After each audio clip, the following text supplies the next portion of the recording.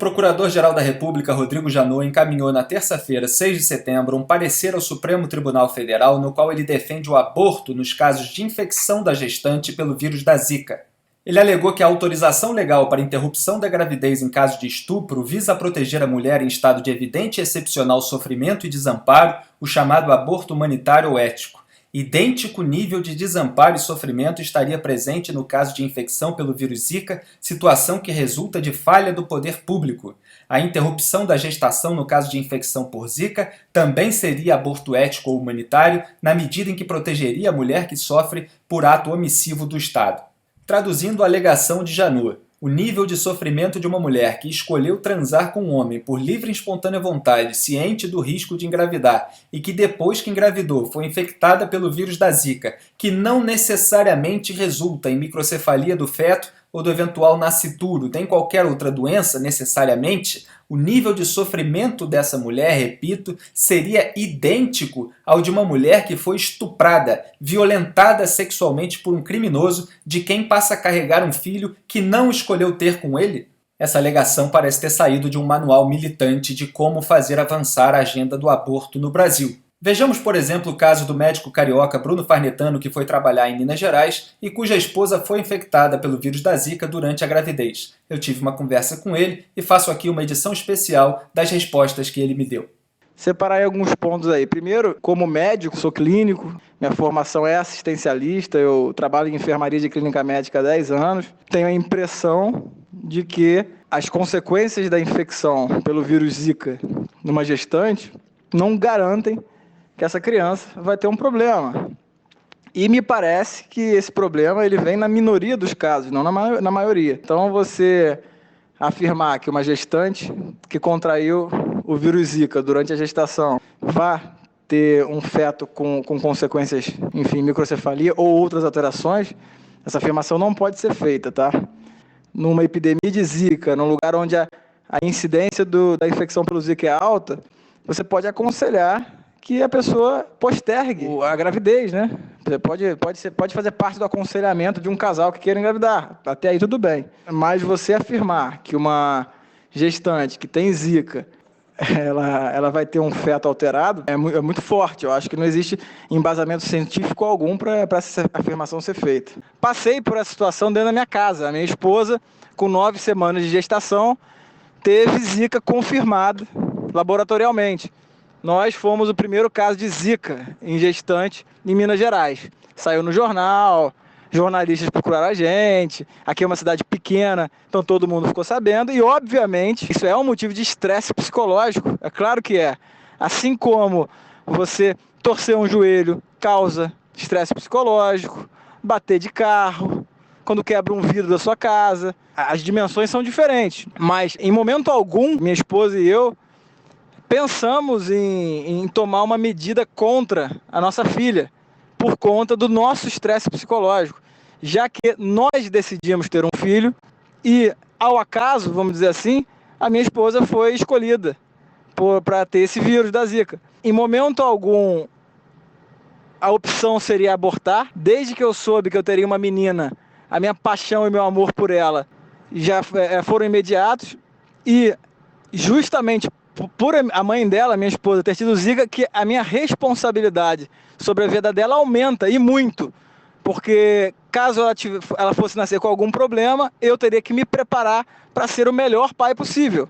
Graças a Deus, nós somos um exemplo de que pessoas com Zika, gestantes com Zika, podem ter filhos normais. Minha filha tem 2 meses e até o momento não tem nenhuma alteração relacionada à Zika. A Zika pode vir a ter? Pode. Pode ser que apareça. Até 2 anos de idade, pode aparecer alguma consequência. E se aparecer, ela vai continuar sendo a minha filha, eu vou continuar amando e vou reforçar a minha necessidade de cuidar bem dela. Minha filha não é substituível. Eu não vou querer apagar essa filha para ter outra melhor. Não existe isso. Ela é a filha que eu tenho e eu já amo ela. E sou a prova viva de que uma gestação, mesmo em uma gestante, em uma mulher que tem infecção por vírus Zika, pode ser normal. E no nosso caso, eu acredito muito que será. Para complementar, e essa é a minha opinião pessoal minha, tá? Não acho que isso tem que ser regra para todo mundo, não. mas eu vejo com muita estranheza casais que colocam condições para o filho nascer. Então, se tiver zika, eu não quero. Se tiver síndrome de Down, eu não quero. Se tiver não sei o que, eu não quero. Porque, na verdade, problemas podem acontecer a qualquer momento. A criança pode nascer saudável e ter um comportamento que desagrade um pai, ter uma doença que desagrade um pai e uma mãe. Então, eu evito colocar condições aos meus filhos. Eu não acho que vai ser um fator externo que vai me fazer decidir pela vida dele ou não. Eu não tenho esse poder. Não cabe a mim decidir se essa vida vai continuar ou não. Cabe a mim decidir se eu quero ter filho ou não. Então, a minha estranheza vem dessa questão da decisão de ter filho ou não. As pessoas não pensam nisso, né? Ninguém precisa ter filho. Você não precisa ter um casal feliz, ele não precisa ser um casal com filho, né? Isso vai de cada um. Parece muito simples você colocar condições para a vida do outro, né? Enquanto, na verdade, eu acho que a gente tem que redobrar os esforços para a gente ser melhor. Eu tenho que ser melhor pai, eu tenho que ser melhor marido, e não o meu filho tem que ser melhor. Então, o meu esforço é para melhorar a minha pessoa e não os outros. Pois é, eis aí um exemplo completo. Na verdade, o que existe é uma exploração oportunista da epidemia de Zika e do medo das mulheres que engravidam nesse cenário por parte do movimento abortista, do qual Janot, consciente ou inconscientemente, está servindo como instrumento. Ele que sempre esteve cercado na PGR, no MPF, de militantes de esquerda, como Ela Vieco, Eugênio Aragão, Débora Duprá, sobre os quais eu já falei aqui e ainda vou falar mais vezes. E como nesse debate sempre surge a questão da baixa renda, como se os pobres não tivessem condições de ter uma gestação bem acompanhada e depois cuidar de filhos com eventuais problemas, eu também questionei o Bruno sobre esse assunto.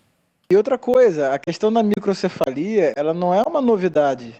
E não é a Zika, o vírus da Zika, o único causador. Provavelmente, dentre todos os casos de microcefalia, o vírus da Zika é um dos que menos tem relação.